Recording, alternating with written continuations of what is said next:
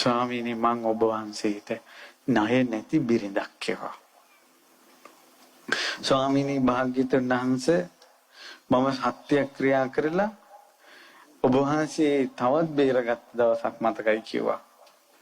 ඒ තමයි වෙන්වත්නි යකෙකුට ජයද්දිස ජාතකයේ කියලා තියෙනවා පෝරිසාද යක්ෂයෙක් මිනිමස් කන යක්ෂයෙක් හිටියා. ඒ අඟුලිමාල ඒ කාලේ. තාත්තා වුණ යකාට තාත්තා වෙනුවෙන් පුතා ඉදිරිපත් වුණා. පුතා ඉදිරිපත් වෙලා යකා ළඟට යද්දී මම බිරිඳව සිට යසෝදරා කියනවා මම බිරිඳව සිට සත්‍යක්‍රියා කළා. මගේ පතිවෘතාව සත්‍යයක්. මගේ ස්වාමියා හැර මං වෙන ස්වාමිය පතල නැහැ සත්‍යයි. යක්ෂයාට මාගේ ස්වාමියාට කරදර කරන්න නොහැකි වේවා කියලා. මාගේ ස්වාමියා යක්ෂයා දෙසට පියවරක් තබයිද ඒ පියවරක් ගානේ යක්ෂයාගේ ලොමුඩ හැගන්නුනා කියනවා. කොහොමද සත්‍යක්‍රියාවේ බලය? අවසානයේ යක්ෂයා කුමාරයා ළඟ දන ගහලා තියෙනවා. යසෝදරාවගේ සත්‍යක්‍රියා බලය. මේ විදිහට මම සත්‍යක්‍රියා කළා තියෙනවා කියනවා.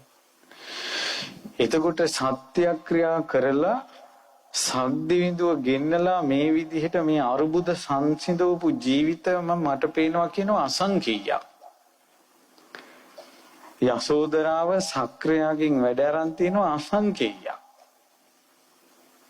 තමාගේ ස්වාමියා දංකෙදියෙන් බේරලා තිනවා අසංකේයයක්. යසෝදරා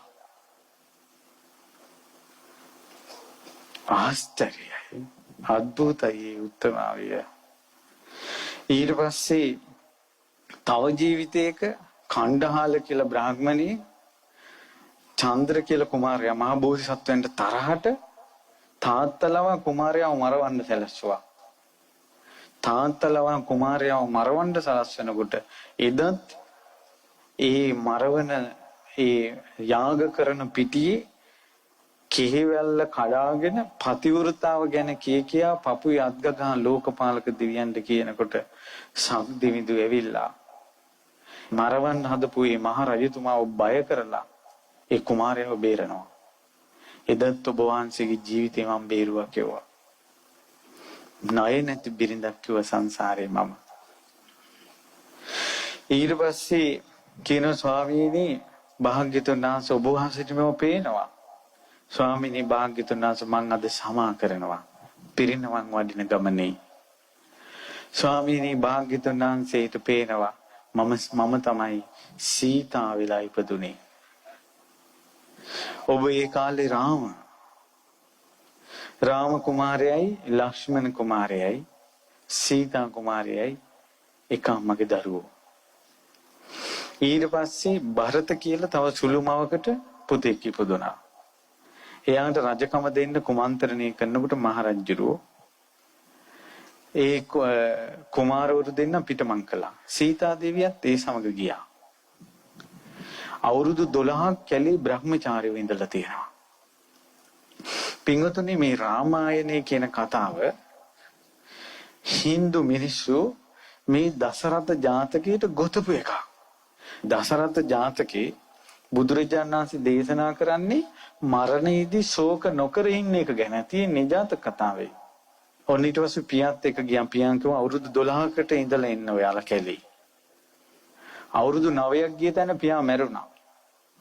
භරත කුමාරයා ඇතුළු පිරිස ඇවිල්ලා රාම කුමාරයාට කියනවා පියා මැරුණා කියලා. ඒ පවුලේ අය පුදුම ආදරේ පියාට. ඒ විලාගේ පළවැල නෙලන්න ගිහිල්ලා සීතා කුමාරියයි ලක්ෂ්මණයි. ඊට පස්සේ මොකද වුනේ?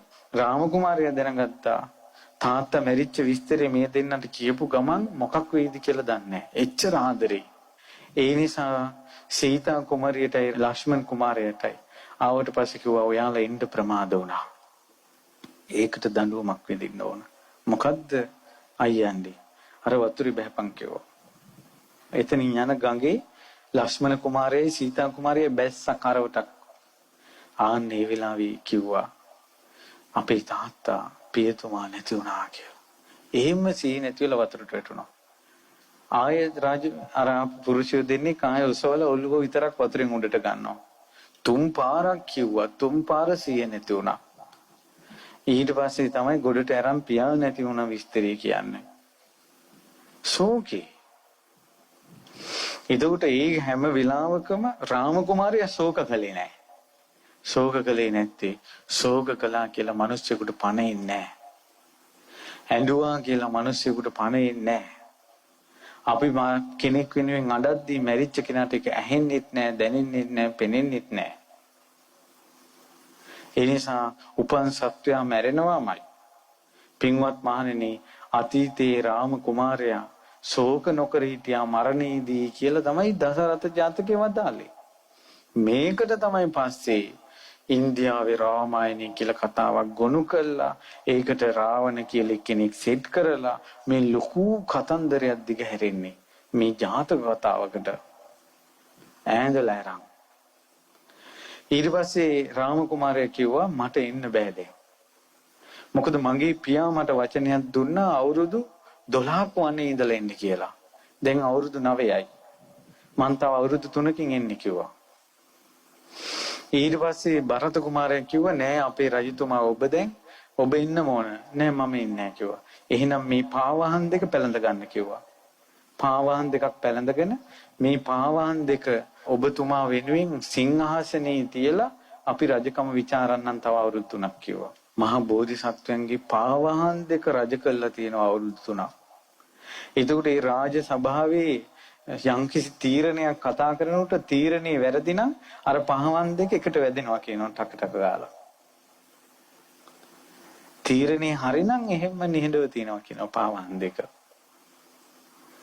එහෙනම් හරි තීරණේ වැරදි තීරණේ බෝධිසත්වෝ පයලාපෝ පහවන් දෙකෙන් පෙන්වුම් කරනවා නම් තමන් හරිද වැරදිද කියලා රුවන්වැලි සෑය ගැන කී දෙනෙකුට නම් සත්‍යක්‍රියා කරන්න පුළුවන්ද?